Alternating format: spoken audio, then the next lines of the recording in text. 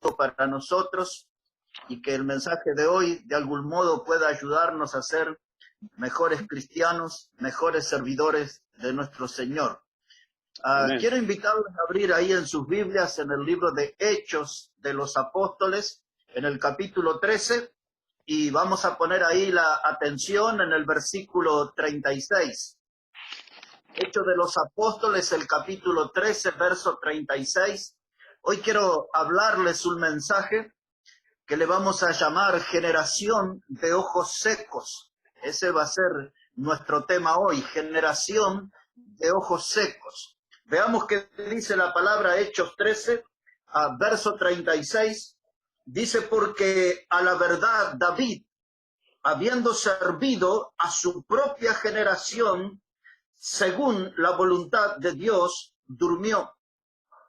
Quiero subrayar que el texto dice que David sirvió a su propia generación. Todos nosotros tenemos memoria de David como el gran guerrero en el campo de batalla que pudo vencer a Goliat. Nosotros recordamos a David también como rey. Recordamos a David también como el gran salmista del pueblo de Israel. Pero muy pocas veces le hemos puesto la atención que la Biblia lo califica a David como un siervo, alguien que sirvió a su generación. Y esa expresión es todo un desafío para nosotros, porque nosotros también estamos puestos para servir a nuestra generación. Ahora en este mismo capítulo 13 de Hechos, pero en el verso 32, quiero invitarles a que veamos cuál es la opinión de Dios en cuanto a David. Dice Hechos 13, verso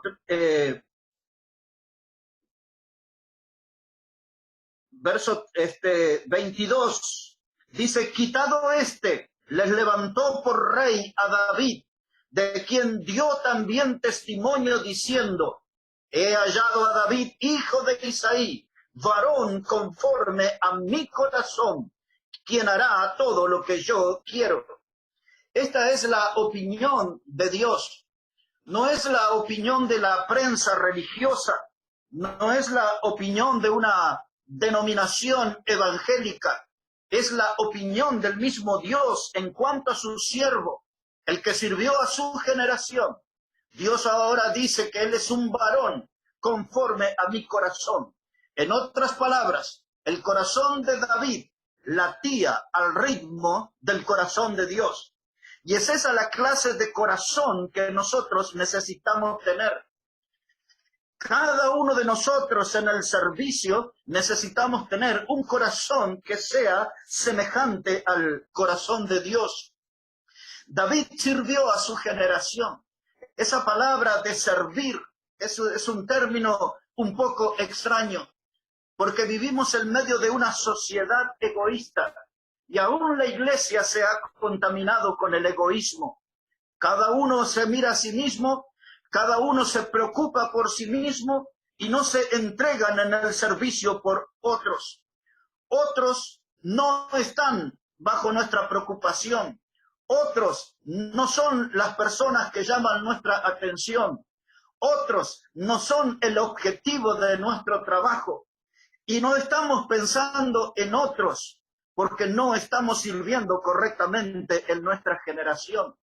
Por eso en esta noche, al hablar este mensaje sobre una generación de ojos secos, vamos a estar mirando no solo la vida de David, sino de la vida de otras personas que tuvieron un corazón como el de Dios. Corresponde hacer la pregunta a esta altura, ¿hay alguien de los que estamos en esta comunión que tiene el corazón como Dios? ¿Hay alguien así que se preocupa por los otros? ¿Hay alguien que tiene al prójimo como objeto de su amor? Porque Dios lo expresó en Juan 3:16, cuando dice la Escritura que de tal manera amó Dios al mundo que nos ha dado a su Hijo unigénito.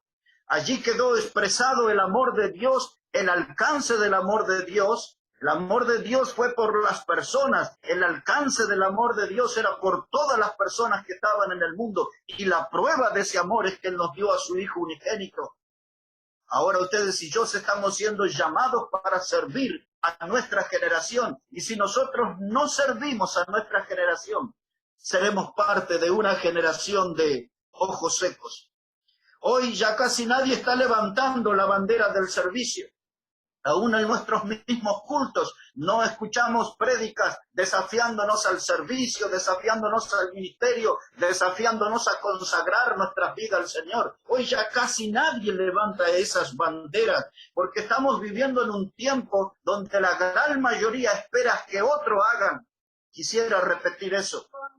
Lo que nos gusta vivir es donde las grandes mayorías están esperando que otros hagan, pero nosotros estamos con muy poca disposición a hacer la obra de Dios y meter los pies en el barro y meter el sudor, la transpiración, el sacrificio para el progreso del Evangelio. Hay poca disposición porque hoy está dominando una generación de ojos secos, una generación que no se mueve ni se conmueve al ver la desgracia en la que el mundo se encuentra atrapado por causa de su pecado. Por eso en esta noche, al traer la palabra de Dios tiene que invitarnos a que haya un cambio en nuestra vida. La palabra de Dios tiene que invitarnos a que hagamos algo por nuestro pueblo, que hagamos algo por nuestra gente. Y lo mejor que podemos hacer es llevarles el mensaje del Evangelio. Un hombre que nació en el año 1829 y murió en el año 1912, él se llamó William Booth. Quizás sea un nombre desconocido para muchos de los que están en esta comunión. William Booth era un hombre de la iglesia metodista, pero algo no le gustaba a él porque la iglesia metodista en su tiempo había perdido el fuego y la pasión por las almas. Y entonces él, al ver el avance del pecado, él dijo, este mundo lo que necesita es un gran ejército de salvación. Y esa frase fue la que llevó a William Booth a fundar esa institución que hasta el día de hoy se conoce como el Ejército de Salvación. Ellos acostumbraban a usar un tambor grande y trompetas y violines y salían por las calles haciendo mucho ruido, llamando la atención, y cuando la multitud se juntaba, ellos predicaban el Evangelio. William Booth era un hombre que tenía pasión por las almas. William Booth era un hombre que había tomado un compromiso con Dios, igual que David, servir a su generación. Entre sus escritos se halló algo muy parecido a lo que le voy a decir. Quizás lo pueda citar de modo textual, pero William Booth dijo que mientras hubiera niños hambrientos, dice él, yo pelearé. Voy a predicar el Evangelio. Yo pelearé mientras en este mundo haya niños hambrientos. Él dijo, mientras haya hombres que entren y salgan de la prisión, yo voy a pelear por ellos. Él dijo, mientras quede un borracho en las calles, yo predicaré, yo voy a pelear por ellos. Mientras haya niños que estén abandonados en las calles, yo voy a predicarles el Evangelio, yo voy a pelear por ellos. Y mientras solamente quede un alma perdida en las tinieblas, yo voy a pelear por esa alma y les llevaré el Evangelio. Pelearé, decía él, hasta el final. Un hombre que consagró su vida para servir a su generación. David, William Booth, en esta noche comienzan a ser los primeros ejemplos para nosotros, para despertarnos, para animarnos, para darnos un sacudón santo, o si usted prefiere, para darnos una cachetada divina, una cachetada celestial, para que despertemos y reaccionemos y podamos animarnos a servir a nuestra generación. Porque si no servimos a nuestra generación, seremos parte de una generación de ojos secos. Y ahora les voy a llevar otra vez a la palabra de Dios, para ver allí el ejemplo de hombres que hicieron la diferencia, hombres que hicieron una verdadera revolución espiritual en su tiempo. Cuando usamos la palabra revolución, estamos hablando de gente que logró cambiar, dar vuelta el sistema mundano establecido a través de servicio, a fuerza de servicio, a ejemplo de servicio a Dios, pudieron cambiar la sociedad en sus tiempos. El primer hombre de ellos que quiero hablar hoy se llama Nehemías. Nehemías, si todos pudieran acompañarme allí al libro de Nehemías en el capítulo 1, por favor. Nehemías, el capítulo 1. Y vamos a poner la atención en los primeros 4 versículos. Nehemías, el capítulo 1. Y comenzamos allí en versículo 1, donde la palabra de Dios dice de esta manera, Nehemías 1, verso 1, No, y dice, tenías, pero ya no casi. Cosa va a venir mañana. hijo de Acalías, aconteció que en el mes de Quisleu, en el año 20, estando yo en Susa, capital del reino, vino Hanani, uno de mis hermanos, con algunos varones de Judá, y les pregunté por los judíos que habían escapado, que habían quedado de la cautividad, y por Jerusalén. Y me dijeron que el remanente y los que quedaron de la cautividad allí en la provincia están en gran mal y afrenta. Y el muro de Jerusalén derribado y sus puertas quemadas a fuego. Cuando oí estas palabras, me senté y lloré e hice duelo por algunos días y ayuné y oré delante del Dios de los cielos. Mis hermanos, les pido una especial atención para que ustedes puedan tomar esta idea y así van a agarrar lo que quiero transmitir en este mensaje. Vivimos en medio de una generación de ojos secos que nada le conmueve y ya nada le mueve al servicio.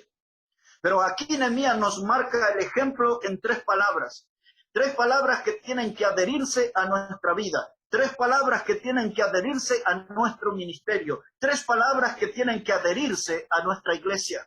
Las tres palabras las encontramos en el versículo 4 que leímos y es la palabra orar, llorar y ayunar. Esos tres términos tienen que volverse realidad en nuestra vida. Orar, ayunar y llorar. La noticia que recibió Nehemías, él estaba a 1200 kilómetros de Jerusalén. Él se enteró que los enemigos habían pasado y arrasaron con los muros de la ciudad. Todo se había vuelto ruinas y escombros. Las puertas que eran de madera habían sido consumidas por el fuego. Todo allí era cenizas también. Y eso era la evidencia que el enemigo había pasado y arrasado con todo.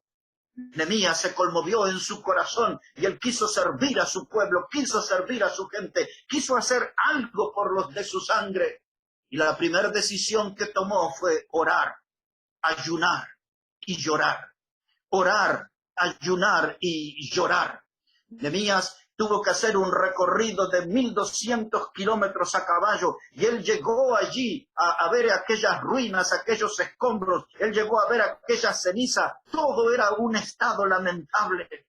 Y ahora Nehemías tenía que motivar a su gente al servicio, así como yo estoy esta noche intentando de animarles a ustedes y de ayudarnos a presentar un desafío que incline nuestro corazón al servicio, a nuestra generación. Observe lo que dice Nehemías a su gente allí en el capítulo 2 y versículo 20. Nehemías, el capítulo 2 y el versículo 20. Dice la palabra de Dios aquí, y en respuesta les dije, el Dios de los cielos, Él nos prosperará, y nosotros sus siervos nos levantaremos y edificaremos. Nehemías le estaba hablando allí a su gente, a su pueblo, que el Dios de los cielos, Él nos va a prosperar. Nehemías estaba allí alimentando y fortaleciendo la fe de su gente. Y es ese nuestro trabajo como pastores, como líderes espirituales, alimentar y fortalecer la fe de nuestra gente para volcarnos al servicio de nuestro pueblo, del lugar donde Dios nos colocó. Nehemías allí estaba motivándolos, desafiándolos, llamándolos para el trabajo. Él dice, vamos a poner nuestra confianza en Dios. Él es el Dios de los cielos. Él nos va a prosperar. En otras palabras, Él va a derramar bendición. Pero nosotros vamos a tener que levantarnos y edificar. Nosotros nos levantaremos, dice Él, y edificaremos. Y esa expresión es una invitación a dejar nuestra comodidad. Es una invitación a dejar nuestro estado de confort, porque estamos muy cómodos, no estamos transpirando, ni siquiera nos estamos despeinando en la obra. Y Nehemías dice, vamos a ponernos de pie, vamos a levantarnos, el Dios de los cielos nos prosperará, vamos a edificar. Esta no es la hora de las manos caídas, esta no es la hora de la huelga espiritual, esta es la hora del trabajo, del sacrificio. Nos levantaremos y edificaremos. Y allí, hermanos, por Coroico, por La Paz, allí, hermanos, entre los cerros en Oruro, que pueda escucharse esa voz que nos llame a nosotros a levantarnos y a edificar la obra de Dios. Eso no puede ser mañana. Hoy tenemos que ponernos de pie. Hoy tenemos que animarnos. Hoy tenemos que levantarnos y empezar a edificar. Ese era un líder, el mismo que les dije, que oró, ayunó y lloró por su pueblo y su gente.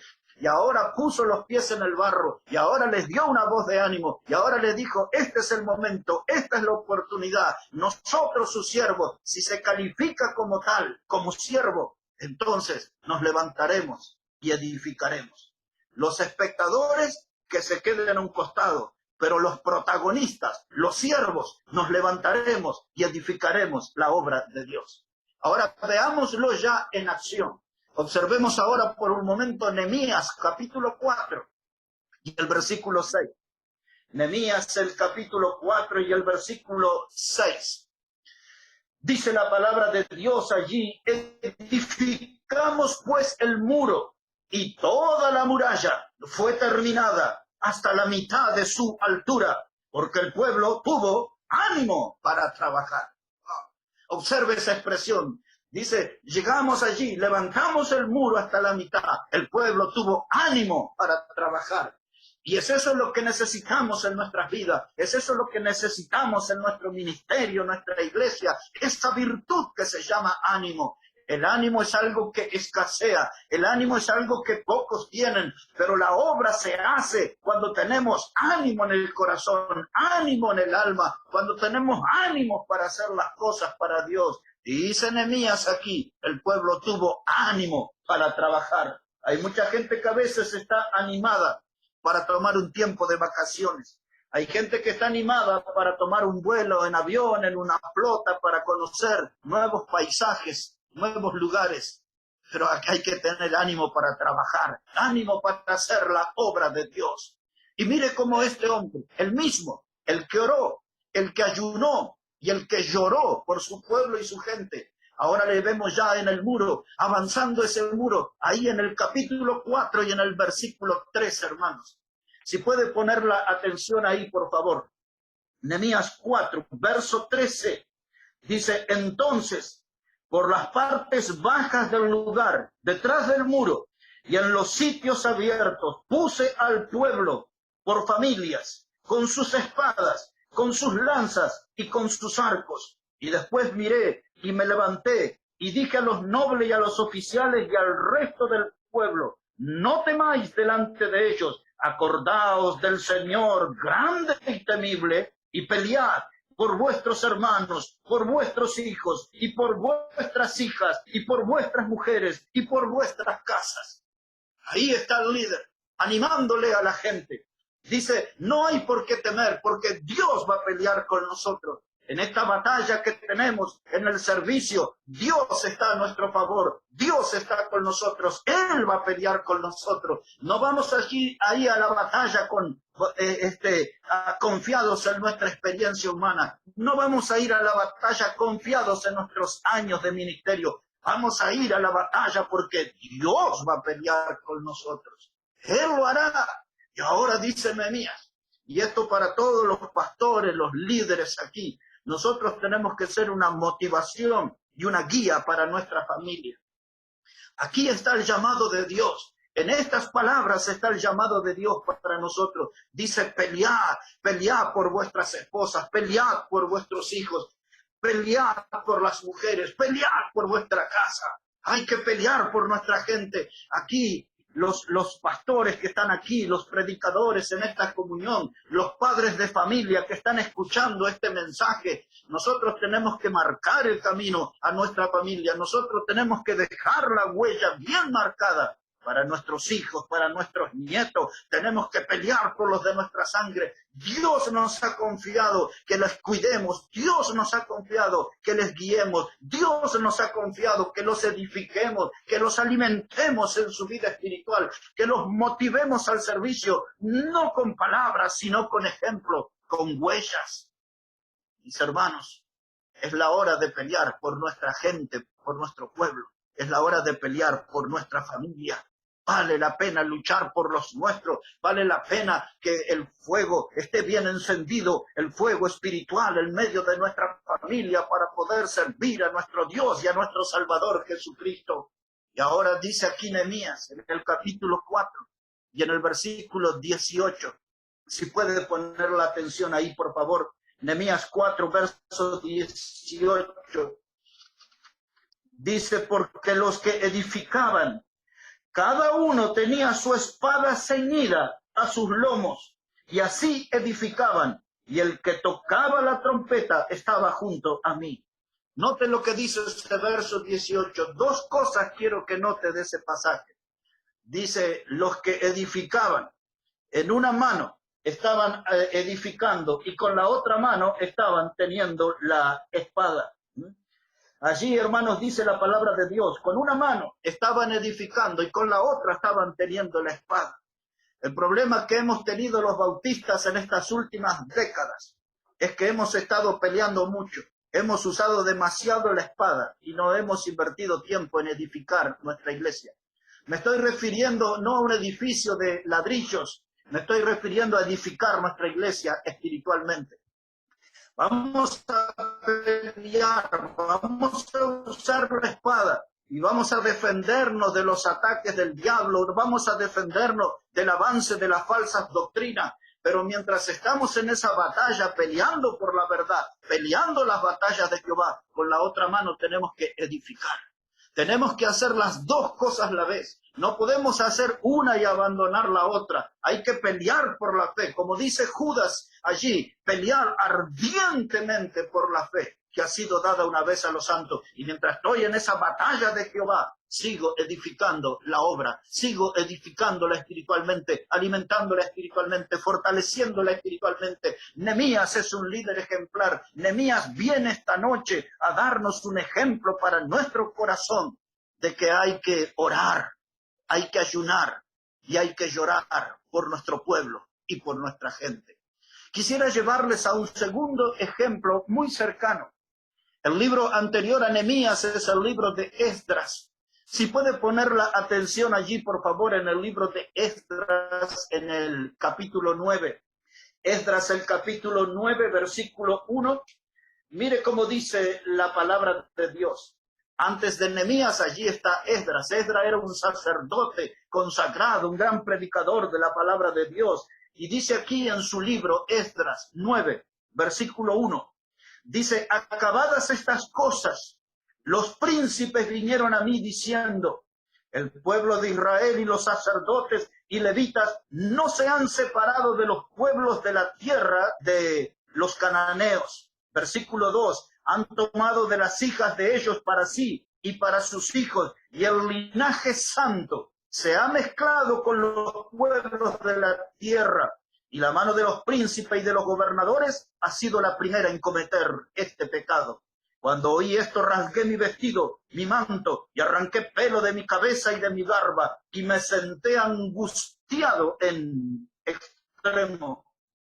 Y se me juntaron todos los que temían las palabras de Dios de Israel, a causa de la prevaricación de los del cautiverio. Mas yo estuve muy angustiado hasta la hora del sacrificio de la tarde. Y a la hora del sacrificio de la tarde me levanté de mi aflicción y habiendo rasgado mi vestido y mi manto, me postré de rodillas. Note eso, por favor. Me postré de rodillas y extendí mis manos a Jehová mi Dios y dije, Dios mío, confuso y avergonzado estoy para levantar, oh Dios mío, mi rostro a ti, porque nuestras iniquidades se han multiplicado sobre nuestra cabeza y nuestros delitos han crecido hasta el cielo. Un pueblo que cayó en pecado, una iglesia que cae en pecado, una familia que cae en pecado, no necesita de la crítica, no necesita de un ataque despiadado. Fíjese que aquí eran los líderes espirituales, los príncipes y los sacerdotes que rompieron el mandamiento de Dios y se unieron a mujeres de otros pueblos, y eso estaba en contra de la ley de Dios. Pero Nehemías no levantó, Esdras, no levantó su dedo acusador. Él no hizo una crítica ácida. Él lo que hizo en ese estado de angustia, de dolor, porque realmente estaba sufriendo en su corazón por el pecado de su pueblo, dice que rasgó su vestido y se sacó pelo de la barba y se sacó pelo de la cabeza. Y ahora él no hizo una junta de críticos, de murmuradores y difamadores. No, dice ahí en el versículo 4 que él se juntó con aquellos que temían la palabra de Dios. Es decir, que él estaba diciéndole a otras personas, vamos a encontrar una solución para este grave problema. Vamos a arreglar esta situación pecaminosa. Tenemos que vencer en esta adversidad. Él se juntó con los que temían la palabra de Jehová. Y ahora él dice, Dios, estoy aquí avergonzado. Y cayó sobre sus rodillas. Miró al cielo y se puso a orar. Igual que Nehemías. Vamos a encontrarlo a Esdras orando, ayunando y llorando por su pueblo y por su gente. Su corazón estaba conmovido al ver a su gente en el pecado. Su corazón estaba dolorido, destrozado. Pero este hombre tuvo fuerza para caer sobre sus rodillas y clamar al cielo por su pueblo y por su gente. ¿Somos nosotros de esa clase de cristianos? ¿Tenemos nosotros esa clase de actitud frente al pecado? Yo creo que estamos muy lejos de esta clase de gente. Por eso esta noche estamos hablando de este tema, de la generación de ojos secos. La generación de ojos secos no produce nada para gloria de Dios, pero aquellos hombres como David, aquellos hombres como Nehemías, aquellos hombres como Esdras, gente que estaba acostumbrado a orar, a ayunar y a llorar por su pueblo y por su gente, ellos nos están enseñando esta noche el camino para no llegar a ser una generación de ojos secos. Obsérvelo ahora en el capítulo 10 y versículo 1. Por favor, allí, Esdras 10, versículo 1. Dice aquí, Esdras dice, mientras oraba, ahí lo tenemos al hombre de Dios, orando. Dice, mientras oraba Esdras, hacía confesión. ¿Y qué es la palabra que sigue? Llorando. Ahí está el hombre de Dios, orando y llorando. Dice, mientras oraba Esdras, hacía confesión llorando y postrándose delante de la casa del Dios de Israel. Hombres y mujeres y niños, lloraba el pueblo amargamente. Ahí el hombre de Dios dice, este pecado tiene que conmovernos. No puede seguir el pecado lastimándonos y esclavizándonos. Y ahí comenzó a orar y comenzó a llorar. Y otros sumaron su lloro, y otros doblaron sus rodillas, niños, mujeres, y aquel culto de oración era para que Dios escuchara y corrigiera el pecado del pueblo. Abreviando un poco aquí, le llevo al versículo 6. Esdras, el capítulo 10, versículo 6. Dice la palabra, y se levantó luego Esdras de delante de la casa de Dios, y se fue a la cámara de Johanán, hijo de Eliasib, e ido allá, no comió pan, ayuno, no comió pan, ni bebió agua, porque se entristeció a causa del pecado de lo del cautiverio. Ahí está este hombre orando, ayunando y llorando, orando, ayunando y llorando. Es este el camino que recorren los que alcanzan las grandes victorias en Cristo. Ese es el ejemplo que ellos nos dejan a nosotros para que nosotros podamos servir a nuestra generación y no seamos parte de una generación de ojos secos. A propósito, ¿cuándo fue la última vez en su vida, en su ministerio, que usted derramó lágrimas? ¿Cuándo fue la última vez que Dios tocó su corazón y desató lágrimas que salieron de sus ojos y corrieron por sus mejillas? ¿Cuándo fue la última vez que hemos llorado por un pecador que está perdido? ¿Cuándo es la última vez que hemos llorado por un hermano que cayó en la trampa del pecado? ¿Cuándo fue la última vez que lloramos por alguien que dejó de asistir a la iglesia? A veces nosotros somos víctimas del diablo y el diablo nos empujó lamentablemente a ser parte de una generación de ojos secos. Pero aquí está David, un hombre conforme al corazón de Dios. Aquí está Nehemías, el hombre que nos marca el camino, orando, ayunando y llorando por su pueblo y por su gente. Aquí está Esdras, el hombre que nos marca el camino, orando, ayunando y llorando por su pueblo y por su gente. Tengo abundantes ejemplos más, pero quisiera ser breve y llevarlos ahora al Nuevo Testamento. Y allí en el Nuevo Testamento nos vamos a instalar en Romanos, el capítulo 9. Y ahora les quiero hablar unos minutos sobre el apóstol Pablo, porque el apóstol Pablo era de esta clase de gente. También en la vida de Pablo y en el ministerio de Pablo demostró que era un hombre que oraba, ayunaba y lloraba por su pueblo y por su gente. Pablo también era de ese equipo, de los que oraba, de los que ayunaba y de los que lloraba por su pueblo y por su gente. Romanos el capítulo 9, por favor, versículo 1, así dice la palabra de Dios. Romanos 9:1 dice, verdad digo en Cristo, no miento, y mi conciencia me da testimonio en el Espíritu Santo, que tengo gran tristeza y continuo dolor en mi corazón, porque deseara yo mismo ser anatema, separado de Cristo por amor a mis hermanos, los que son mis parientes según la carne. Aquí Pablo está expresando su clase de amor por su pueblo y por su gente. Él dice, yo estoy dispuesto a pagar un precio, estoy dispuesto a ser anatema por amor a mi pueblo. Esa palabra anatema quiere decir maldito. Dice Pablo, si ese es el precio que hay que pagar, yo estoy dispuesto, porque amo a mi pueblo, amo a mi gente, y estoy dispuesto aún a sacrificarme y ser considerado como maldito por amor a ellos. Y ahora escuchemos cuál es su oración. Ahora escuchemos cómo Pablo ora por su pueblo y su gente. Ahí en Romanos, en el capítulo 10 y versículo 1. Observe, por favor, Romanos el capítulo 10 y versículo 1. Dice Pablo, hermanos, ciertamente el anhelo de mi corazón y mi oración a Dios por Israel es para salvación, porque yo les doy testimonio de que tienen celo de Dios, pero no conforme a ciencia. Dice Pablo aquí dice el anhelo de mi corazón y mi oración por Israel es para salvación. ¿Estamos orando por salvos? ¿Estamos orando ahora cuando salgamos de esta cuarentena y volvamos a las reuniones en la iglesia? ¿Estamos orando ya pensando y apuntando al día del regreso a nuestros cultos para que haya salvo, para que almas nuevas vengan al conocimiento de Jesucristo? Hoy tenemos que estar orando.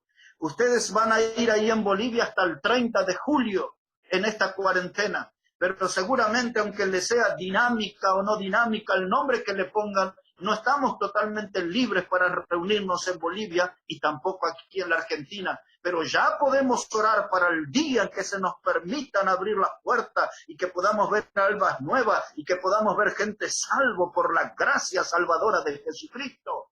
Ya hay que empezar a orar. No esperemos al día que podamos abrir las puertas del edificio. Oremos hoy, dice Pablo, el anhelo de mi corazón y mi oración es por la salvación de Israel. Hay que orar por Bolivia, hay que orar por las almas de Bolivia, hay que orar por las almas aquí en la Argentina. Nuestra oración tiene que ser por salvación. Este mismo hombre, Pablo, no lo vamos a buscar, solo vamos a recordar en Hechos 20, él se despide de la iglesia en Éfeso. Y él allí hubo lágrimas porque él les dio algunas advertencias de que después de su partida iban a entrar lobos rapaces que no perdonarían el rebaño. Él les dijo que allí tenían que ocuparse de los necesitados porque Jesús dijo, más bien aventurado es dar que recibir. Y después de esos consejos, los hermanos comenzaron a llorar. Y dice ahí en Hechos 20 que Pablo cayó sobre sus rodillas, lloró con los hermanos en aquel día. La gente se colgaba del cuello de Pablo y le daba besos porque pensaban que no iban a volver a verlo. Pero en medio de esa emotiva reunión o despedida, Pablo estaba sobre sus rodillas orando por su pueblo, orando por su gente. Pablo era un hombre de oración. Y ahora quiero que veamos juntos, ya lo hemos visto a Pablo orar aquí en Romanos, ahora quiero llevarlos allí a la carta de Corintios, segunda de Corintios, por favor, capítulo 2, verso 4, ese es uno de los pasajes que nos habla de las lágrimas de Pablo. Segunda de Corintios, el capítulo 2, versículo 4. Vea cómo dice allí la palabra de Dios. Segunda de Corintios, el capítulo 2 y el versículo 4. Dice la palabra, porque por la mucha tribulación y angustia del corazón os escribí con muchas lágrimas, no para que fueseis contristados, sino para que supieseis cuán grande amor os tengo por vosotros. Dice aquí Pablo, dice, les escribí con lágrimas. Cuando pienso en ustedes, ahí me florece el amor. Aquí me recuerda el amor solamente en pensar en ustedes. Y lo estoy escribiendo con lágrimas, emocionado porque oro por ustedes, emocionado porque ustedes han venido al conocimiento de Jesús por mi predicación. Son mis hermanos, son mi familia en la fe. Ahí vemos lágrimas del apóstol Pablo. Cuando nosotros allí, hermanos, leemos también en segunda de Corintios, en el capítulo 11, Pablo también habla en el verso 27 sobre los ayunos. Lo vimos en Romanos orar, lo vimos allí en Corintios llorar, y ahora aquí en Corintios también, segunda de Corintios 11, 27, lo vamos a ver ayunar. Dice Pablo ahí contando las luchas de su ministerio, dice que él estuvo en trabajo, en fatiga, en muchos desvelos, en hambre y sed, en muchos ayunos. Ahí está, en muchos ayunos. Y Pablo era un hombre que estaba acostumbrado a participar de esos cultos de ayuno. Cuando usted lee, por ejemplo, en Hechos capítulo 13, del versículo 1 a 3, allí Pablo y Sila fueron separados para el ministerio. Pablo y Bernabé fueron separados para el ministerio. El Espíritu Santo dio una indicación clara que apartaran esos hombres para el ministerio. Y allí también hubo una reunión de ayuno y Pablo estaba allí. Pablo estuvo allí. Pablo era un hombre que, igual que Nehemías, igual que Esdras, Pablo era un hombre que estaba acostumbrado a orar, ayunar y llorar por su pueblo y por su gente. Espero que estén tomando esta idea en esta noche, porque esos hombres nos están marcando el camino que nosotros necesitamos recorrer. Necesitamos recorrer el camino de la oración, necesitamos recorrer el camino del ayuno, necesitamos recorrer el camino de las lágrimas, porque eso es lo que va a encender fuego en nuestro ministerio, eso es lo que va a hacer arder el fuego en nuestro corazón. Mis hermanos, si yo no ardo y tú no ardes, ¿quién va a iluminar a los que están en la oscuridad? Si yo no ardo y si tú no ardes, ¿quién va a alumbrar a los que están en la oscuridad? ¿Sabe qué, hermanos? Para los más nuevos que están en esta comunión hoy, yo quisiera decirles que la mejor forma de crecer en la fe, la mejor forma de crecer en el Evangelio, la mejor forma de crecer en la obra de Dios, la mejor forma de crecer es de rodillas ante Dios. La mejor forma de crecer es de rodillas delante de Dios. Y déjenme unas palabras para los pastores. Para los pastores quisiera decirles que un auténtico guerrero tiene una sola opción: orar o morir. Un auténtico guerrero tiene una sola opción: orar o morir. Si usted es un guerrero de Dios y no ora por su pueblo y su gente, no ayuna por su pueblo y su gente, no llora por su pueblo y su gente, usted va a tener una vida espiritual muerta. La opción es esa: orar o morir. Cada uno somos dueños de la elección a hacer. Mis hermanos queridos, William Booth, de quien les estuve hablando, ellos fueron muy perseguidos. A ellos comenzaron a matar a su gente por predicar en las calles. La primera víctima fue una mujer. Le patearon en su estómago hasta hacerla morir. Pero ellos allí, cuando apareció esa mujer muerta, ellos adoptaron un lema muy simple, pero poderoso. Ellos no respondieron con maldición. Cuando apareció la primera mujer muerta en la fila del ejército de salvación, ellos comenzaron a saludar a todo el mundo diciéndole: que Dios te bendiga, que Dios te bendiga. Allí nació esa forma de saludo. Que Dios te bendiga, una forma simple, pero poderosa. Y entonces allí comenzaron a predicar la palabra y muchos fueron encomendados al ministerio como pastores, predicadores, misioneros. Y se cuenta que a los pocos días la gente le escribió cartas a William Booth y le decía, mire, estamos predicando en las calles, estamos predicando por las casas, estamos predicando en las plazas y no hay ningún convertido. Y él les dijo, sigan predicando la palabra de Dios, pero volvieron a aparecer las cartas de los nuevos pastores, de los nuevos misioneros, nuevos predicadores, diciéndoles, seguimos predicando, pero nadie acepta a Cristo como el Salvador. Y William Booth les envió una carta a todos con estas palabras. ¿Por qué no probáis con lágrimas? ¿Por qué no probáis con lágrimas? Cuando vemos que hay gente que no hay gente en la iglesia, no hay gente nueva, no hay almas nuevas, y nos preguntamos, ¿qué falla? Hasta algunos se plantean a veces, ¿no será que tenemos un método equivocado? ¿No será que la forma de hablar del evangelio no es la correcta? Y nos preguntamos muchas cosas y no encontramos respuesta, nos cuestionamos, nos empezamos a mirar unos a otros de manera sospechosa. ¿No será que hay pecado encubierto y por eso nadie se convierte? Nos hacemos muchas preguntas, pero nunca nos planteamos esto que dijo William Booth. ¿Por qué no probamos con lágrimas? ¿Por qué no probamos con lágrimas? Y yo creo que vamos a ver a los perdidos viniendo a los pies de Cristo y va a haber en la iglesia, va a haber vidas nuevas, almas nuevas, sangre nueva, motivación nueva para la iglesia bautista. ¿Por qué no probáis con lágrimas? Mis hermanos, para entrar en la parte final de nuestro mensaje, quiero decirles que nuestro Señor Jesucristo, Él no era parte de una generación de ojos secos, porque en la vida y en el ministerio del Señor Jesucristo le vamos a encontrar orando, ayunando y llorando por su pueblo y por su gente. Claro que sí, nuestro Señor Jesucristo fue un hombre de oración. Nuestro Señor Jesucristo fue un hombre acostumbrado al ayuno. Nuestro Señor Jesucristo mostró lágrimas en su ministerio. Una sola mirada, por favor, allí en el Evangelio de Lucas, en el capítulo 22. El Evangelio de Lucas, en el capítulo 22. Después que ellos celebraron la Pascua, se fueron al huerto de Getsemaní. Y allí el Señor Jesucristo le pidió a los discípulos que le acompañaran en oración. Recuerdan ustedes que los discípulos se dormían, no pudieron acompañarle ni siquiera una hora en oración.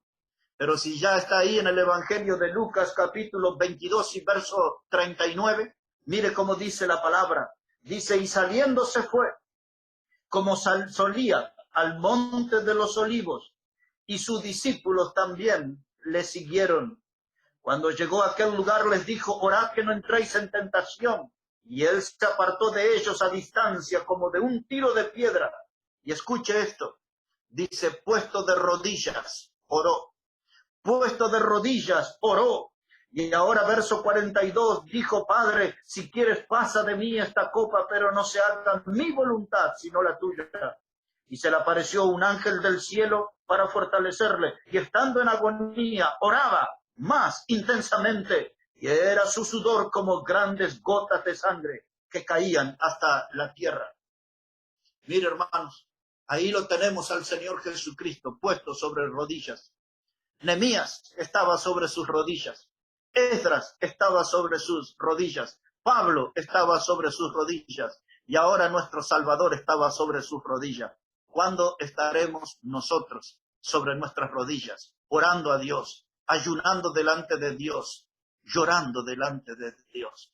Aquí el Señor Jesucristo dice que Él oraba intensamente. La palabra agonía, no iba a explicar esto, pero lo voy a hacer. La palabra agonía, la palabra agón, es una palabra griega que se utilizaba en dos maneras.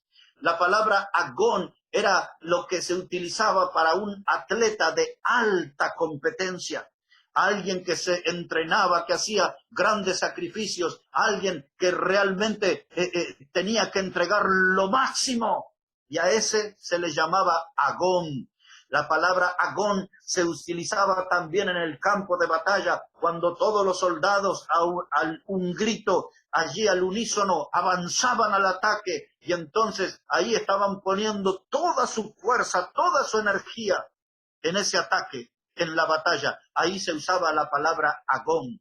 El Señor Jesucristo aquí estaba en agonía. Él estaba en una lucha con el Padre Celestial. Y en esa lucha, Él estaba clamando por nuestras almas. Él estaba pidiendo al cielo por misericordia y perdón de nuestros pecados. Y todos los que están aquí en esta comunión ahora tienen que poner atención a esto. Hace 2000 años atrás, allí en Getsemaní, el Señor Jesucristo oró por usted y por mí. Hace 2000 años atrás, allí en el huerto de Getsemaní, su nombre y mi nombre estaban en la lista de oración de nuestro Señor. Él estaba sobre sus rodillas, estaba en agonía, y dice la Biblia que él sudó como grandes gotas de sangre.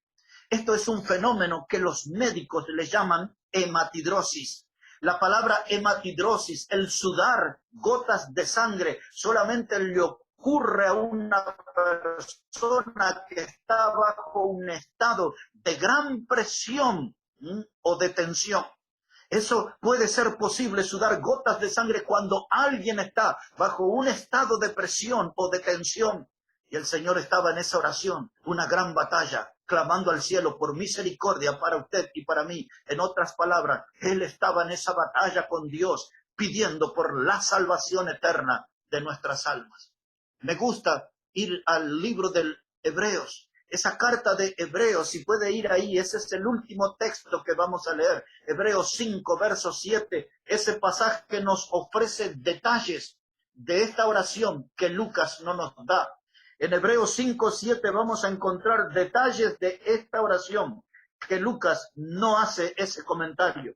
Observe conmigo, por favor, Hebreos 5 y el versículo 7. Hebreos 5, versículo 7. Y ese es nuestro texto final. Dice la palabra de Dios: y Cristo, en los días de su carne, ofreciendo ruegos y súplicas con gran clamor y lágrimas al que le podía librar de la muerte, fue oído a causa de su temor reverente. Note que esta oración que comenta el escritor de los Hebreos fue para al momento en que él habló a Dios, al que le podía librar de la muerte. Esa expresión está conectada con lo que Jesús dijo: Padre, si es tu voluntad, pasa de mí esa copa. Así que allí en esa oración, puestos de rodillas, había cuatro ingredientes que saborizaron esa oración de Jesús. Obsérvenlo conmigo de nuevo. Dice verso 7 que Cristo en los días de su carne ofreció ruego. Él estaba rogando al cielo: Padre, por favor, hazlo, Padre, por favor, ten misericordia, Padre, por favor. Había ruegos allí, y dice la palabra de Dios que había súplicas. Ahí estaba él, metido en esa batalla, suplicándole al Padre, tratando de tocar el corazón y la misericordia de Dios para que caiga sobre nosotros los pecadores. Ruegos, súplica y clamor. No era una oración silenciosa, no era un murmullo entre labios, era una oración que se podía oír a cierta distancia, porque ahí había fervor puesto en esa oración. Era una oración con ruego, era una oración con súplica, era una oración con clamor, y por último dice que era con lágrimas, con lágrimas. Y ahí es donde debemos preguntarnos: ¿es esa la clase de oración que hacemos nosotros? Qué bueno que esta noche tenemos una Biblia para que nos enseñe. Qué bueno que esta noche tenemos una Biblia para que nos corrija. Tenemos una Biblia para que nos marque el camino de no ser parte de una generación de ojos secos, porque aquellos que son de ojos secos no podrán glorificar al Señor. Pero gracias a Dios por Nehemías, gracias a Dios por Esdras, Pablo y por nuestro Señor Jesucristo, que nos marcan el camino de cómo evitar ser parte de una generación de ojos secos y ser parte de una generación que esté movida y conmovida ante la situación pecaminosa del hombre. Les dije que era el último texto, pero permítanme, por favor, sumar uno más, un pasaje más. Y ahora sí, hermanos, después de ese pasaje, aterrizamos y terminamos con nuestra prédica. Si puede acompañarme, por favor, al libro de Hechos de los Apóstoles, el capítulo 16, y deseo terminar mi mensaje allí. Hechos de los Apóstoles, el capítulo 16. Y una vez que llega ahí, ponga su atención en el versículo 8. Hechos de los Apóstoles, el capítulo 16 y el versículo 8. Mire cómo dice la palabra de Dios. Dice la palabra de Dios, y pasando junto a Misia, descendieron a Troas, y se le mostró a Pablo una visión de noche, un varón macedonio que estaba en pie, rogándole y diciendo, pasa a Macedonia y ayúdanos. Cuando vio la visión, enseguida procuramos partir para Macedonia, dando por cierto que Dios nos llamaba para que les anunciásemos el Evangelio. Ahí está el varón macedonio. Y Pablo, cuando vio esa visión, no tardó en darse cuenta de su significado. Reaccionó rápidamente. Él entendió de que Dios lo estaba llamando a ese lugar para predicar el Evangelio. Después de orar, después de ayunar, después de llorar por nuestro pueblo y nuestra gente, tenemos que salir decididamente a predicar el Evangelio. Dios nos está llamando para esa misión, o como le decimos nosotros, la gran comisión. Esa es una orden dada por una autoridad superior. Y claro, fue nuestro Señor Jesucristo quien nos dijo, ir por todo el mundo y predicar el Evangelio a toda criatura. No tenemos que abandonar esa tarea, mis hermanos. La orden no ha cambiado. Todavía Jesús nos dice, ir por todo el mundo y predicar el Evangelio a toda criatura. Pablo entendió la necesidad. Pablo escuchó esos gritos desesperados de los que estaban perdidos en Macedonia. Y Pablo fue con la solución, el mensaje del Evangelio. Es el mismo mensaje que usted y yo conocemos. Es el mismo mensaje el que tenemos que darle a las almas perdidas. Mis hermanos, mientras veamos a los niños en las calles llorando y olvidados, mientras veamos a esos niños que están condenados por el egoísmo de los grandes, vamos a predicarles el Evangelio, vamos a traerlos a la escuela dominical. Mientras nosotros, mis hermanos, oigamos a los esclavos que están arrastrando las pesadas cadenas del vicio, vayamos a ellos y prediquémosles el Evangelio. Mientras volvamos nosotros a sentir los gemidos de aquellos que están perdidos en el pecado, el remedio para ellos es la predicación del Evangelio. Mis hermanos, nosotros tenemos que entender que hay hombres y mujeres que están gritando desesperadamente porque el pecado ya no lo soportan. El pecado para ellos es una tortura y el pecado les está depositando en las puertas mismas del infierno y pronto van a caer en esas llamas eternas si no los alcanzamos con el mensaje del Evangelio. Mi pregunta final es, ¿qué nos está pasando? ¿Qué nos está pasando a nosotros los bautistas?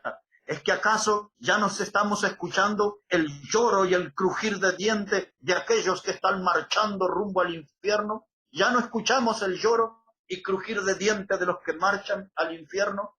Algo tiene que pasar en nuestra vida y algo tiene que empezar a pasar en esta noche. Y yo creo que lo que debe suceder es que nos animemos, que pidamos a Dios que nos ayude y nos ponga en el camino de Nehemías, en el camino de Esdras, en el camino de Pablo, en el camino de nuestro Señor Jesucristo, y que nos miremos en el espejo de esas vidas y los imitemos, orando, ayunando, llorando y predicando a nuestro pueblo y a nuestra gente. Yo creo que en eso tiene que andar nuestros pensamientos. En eso tiene que andar nuestra vida, para no ser parte de una generación de ojos secos y poder ser igualito a David, tener el mismo corazón como tiene Dios, igualitos a David, antes de morir, poder servir a nuestra generación. Que Dios bendiga su palabra, hermanos, y que bendiga sus vidas en esta noche.